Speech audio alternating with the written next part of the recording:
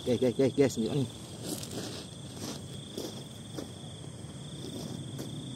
Babon.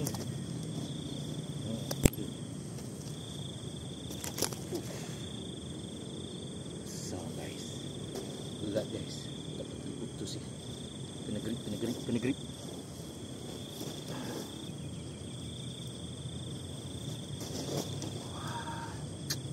Padu lah guys.